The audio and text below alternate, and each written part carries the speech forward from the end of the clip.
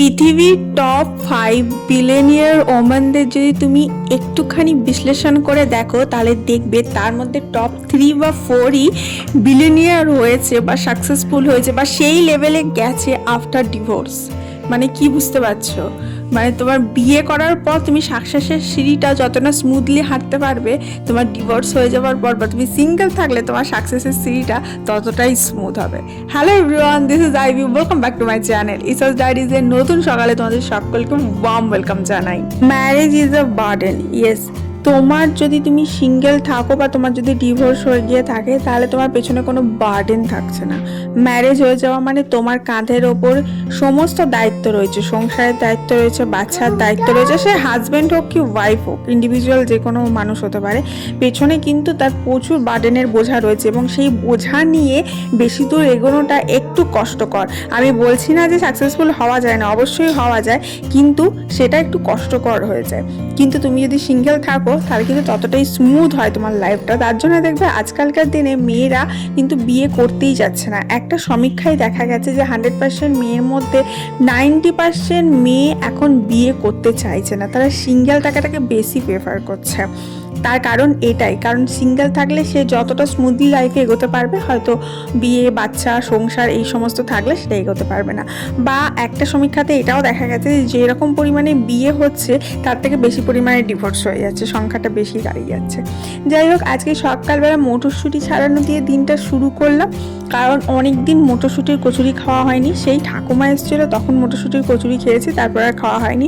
আমি অবশ্য শুধু মটরশুঁটির কচুরিই খাই না, তার সাথে মটরশুঁটির বড়টাও খাই। আমার ভীষণ ফেভারিট একটা জিনিস, ইভেন আমার বর আমার মেয়ে সবাই ভালোবাসে খেতে। এই যে দেখো, এখন যে আমি মটরশুঁটি ছাড়াচ্ছি, পুর বানাবো, ময়দা মাখবো, এই সমস্ত একটা প্রসিডিওর করতে কতটা সময় লাগবে, এই সময়টা যদি আমি অন্য কিছুতে ইনভেস্ট করতাম তাহলে বোধহয় আরও বেশি সাকসেসফুল হয়ে যেতাম, তাই না? আবার একটা বার্ডেন কি, বাচ্চার বার্ডেন।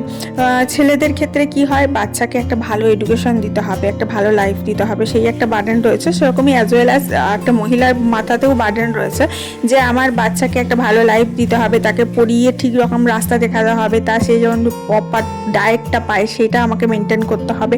এই যে বার্ডেনগুলো, এই বার্ডেনগুলো যদি না থাকে তাহলে কিন্তু জীবনে অনেক সাকসেসের সিঁড়ি ওঠা যায় বা স্মুথ হয় সাকসেসের সিঁড়িটা ওঠা। এটা আমার মতামত, আমি বলছি না কাউকে আমার মতামত মানতে হবে। সবার ইন্ডিভিজুয়াল আলাদা মতামত হয়, হাতের 5টা আঙুল যেমন সমান নয়, সবার মতামতও সমান নয়, বাট আমার যেটা মনে হয় সেটা আমি শেয়ার করলাম। সকাল থেকে মটরশুঁটি ছাড়াতে ছাড়াতে না আমার খালি ঠাকুমার কথা মনে পড়ে যাচ্ছে যে লাস্টবার যখন মটরশুঁটি কচুরি করেছিলাম তখন ঠাকুমাকে দিয়েছিলাম, ঠাকুমা ঝটঝট ছাড়িয়ে দিয়েছিল, অনেকটা প্রসেসটা হালকা হয়ে গেছিলো। মানে হয় না অনেকে ঘরে রাখে কাজের লোক রাখে শুধুমাত্র কাটা বাটা করে দেওয়ার জন্য, যে সবজিটা কেটে দিল, বাটাগুলো করে দিল, আটা মেখে দিল, এই সমস্তগুলো করে দিল, তাহলে তুমি ঝটঝট রান্নাটা করে নিতে পারো।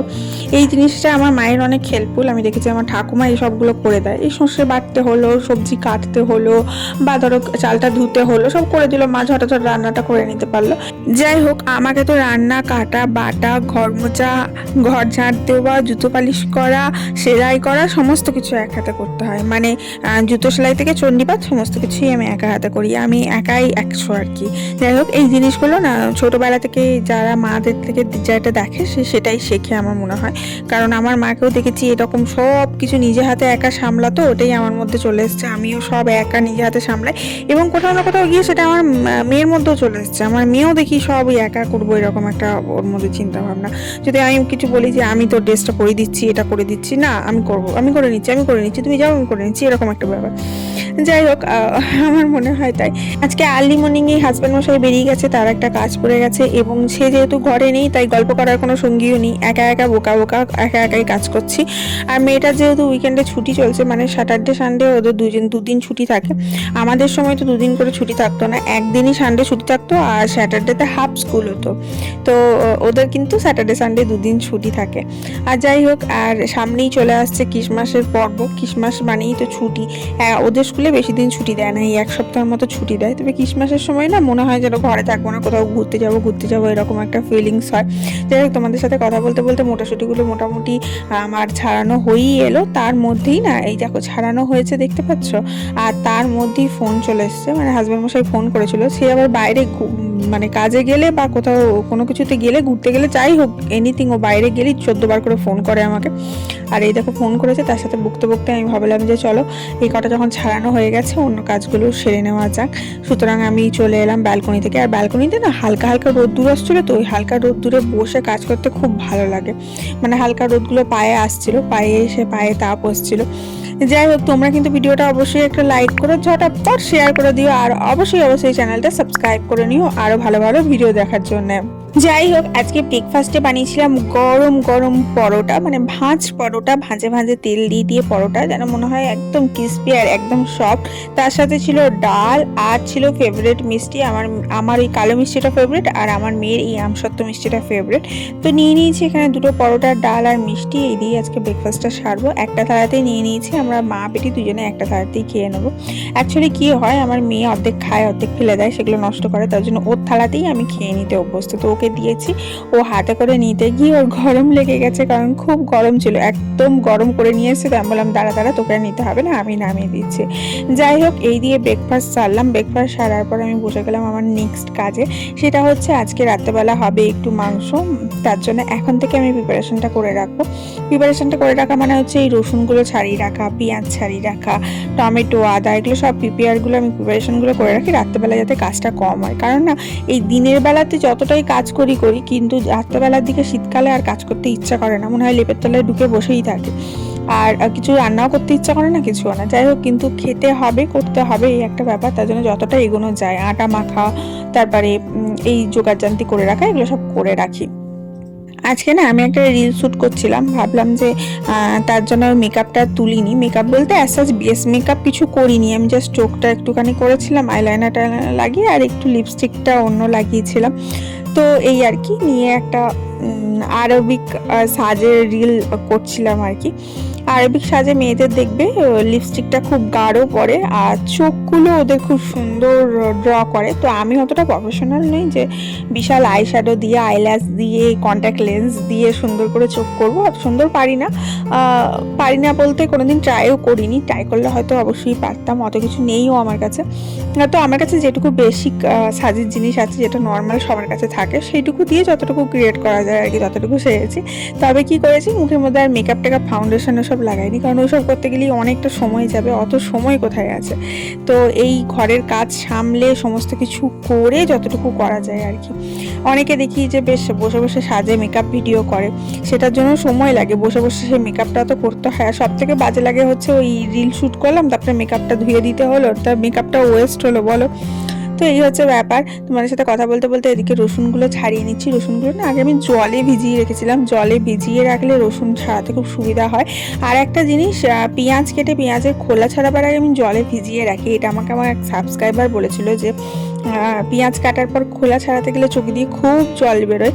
তো বলছিল যে তুমি এক কাজ করো, পেঁয়াজটা কেটে জলের মধ্যে ভিজিয়ে রেখো খানিকক্ষণ, তারপরে খোলাগুলো ছাড়াবে, দেখবে চোখ দিয়ে জলগুলো অতটা বেরোবে না, ঝাঁঝটা কমে যায়, আর পেস্ট করতেও সুবিধা হয়। অনেক সময় পেস্ট করি, অনেক সময় চপ করি, যখন যেরকম লাগে। তো আজকে হাজবেন্ড মশাই বলেছে একটু অন্যরকম চিকেন করবে। কীরকম চিকেন করবে না, পাহাড়ি চিকেন করবে। যাই হোক, খেয়ে বোঝা যাবে কীরকম হবে। এখন আপাতত তার প্রিপারেশনটা করে রাখছি।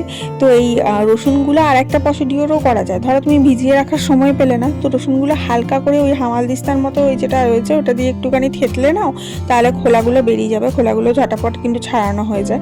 আমি আগে সেটাই করতাম। এখন আমি কি করি, জলে ভিজিয়ে রাখি, নিয়ে আমার যেহেতু বড় বড় নখ আছে, অসুবিধা হয় না, ঝটাপট কিন্তু খোলাগুলো ছাড়ানো হয়ে যায়। আর পেঁয়াজেরও ওই বললাম যে জলে ভিজিয়ে ওইভাবে খোলাগুলো ছাড়িয়ে দিই, নিয়ে রেখে দিই। আর টমেটোটা টাটকা কেটে দিই, টমেটো আর কাঁচা লঙ্কাটা, আদাটাও কিন্তু খোলা টোলা ছাড়িয়ে রেখে দিই। এগুলো এখন না ফ্রিজে ঢোকাবো না, শীতকাল তো, তাই করে জাস্ট বাইরে রেখে দেবো, অন্য সময় হলে ফ্রিজে ঢুকিয়ে রাখি।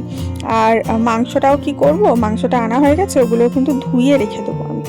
যাই হোক, এইসব করতে করতেই কিন্তু বেলা গড়িয়ে আসছে, আস্তে আস্তে লাঞ্চ করার সময় হয়ে যাচ্ছে। আমার কিন্তু আজকে সকালবেলায় চান হয়ে গেছে, আমি উঠেই আজকে চান টান করে নিয়েছি। আজকে আমি আমার একটা ফেভারিট ডিশ রান্না করেছি জানো তো, সেটা হচ্ছে বেগুন পোড়া। এই সিজনে বেগুন খেতে ভীষণ ভালো লাগে, মানে বেগুন ভাজা, বেগুন পোড়া বা বেগুনের ভর্তা খেতে খুব ভালো লাগে। আর এই সিজনে তো জানোই শীতকাল মানে হচ্ছে ভেজিটেবলের সিজন, শীতকালে ভীষণ ভালো বেগুন পাওয়া যায়। বেগুনগুলো একটা আলাদাই টেস্ট হয়, মানে বেগুনগুলোর মধ্যে এতটুকু বীজ হয় না, সফট হয় আর খুব খুব খুব টেস্টি হয়। আমার মনে হয় প্রতিদিন যদি বেগুন ভাজা বা বেগুন ভর্তা কিছু একটা পাওয়া যায় খুব ভালো হয়।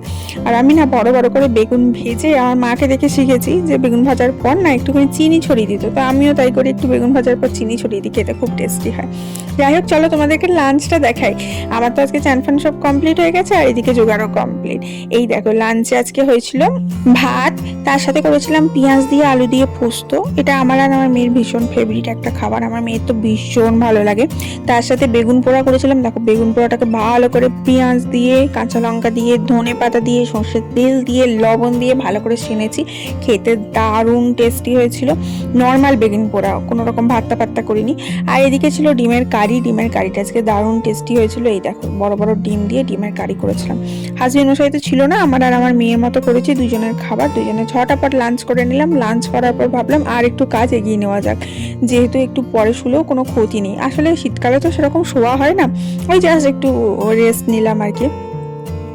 তো এখানে আটাটা মেখে নিচ্ছি, আমি আটাটা মেখে রেখে দেবো, রাত্রেবেলা বার করে গরম গরম রুটিটা করে নেবো আর চিকেনটা করে নিলেই হয়ে যাবে। তো যাই হোক, এই হচ্ছে আজকের একটা ছোটোখাটো রুটিন তোমাদের সাথে শেয়ার করলাম, আশা করি তোমাদের ভালো লাগবে। আর ওইদিকে দেখতেই পাচ্ছ হালকা হালকা করে অন্ধকার অন্ধকার নেমে আসছে, মানে যত তো শীতকাল পড়েছে এখন তো 5টা বলতে না বলতেই সন্ধে হয়ে যাচ্ছে আর কি। আবার সকালের দিকে না যখন আর্লি মর্নিং উঠি তো এই 6টা বাজছে তখনও পর্যন্ত সূর্যের আলো উঠছে না। 6টা 10 15 যখন আমার মেয়েকে ঘুম থেকে তুলে রেডি টেডি করি, 6টা 10 15 তখন সূর্যের আলো ফুটছে। এদের আবার আমার মেয়েদের আবার স্কুলের টাইমিংটা এগোনো পোছানো কিছু করে না, যেটা টাইম সেটাই প্রপার টাইমিংই রাখে, যেহেতু ডিসিপ্লিনটা মেনটেন থাকবে তার জন্য। অনেক স্কুলে দেখি শীতকাল মানে বেলাতে স্কুল করে দিচ্ছে, আবার গরমকালে মানে আর্লি মর্নিং স্কুল করে দিচ্ছে। গরমের সময় যখন অনেক সময় মেসেজ সার্কুলেট হয় না গভর্নমেন্ট থেকে যে আর্লি মর্নিং করতে হবে বা ছুটি দিতে হবে, তখনই একমাত্র ওদের স্কুল টাইমিংটা চেঞ্জ করে, আদারওয়াইজ ওদের টাইমিং সেই একটাই রাখে। যাই হোক আজকে আসি, দেখা হচ্ছে কালকে। ভালো থেকো সবাই, লাভ ইউ অল, বাই।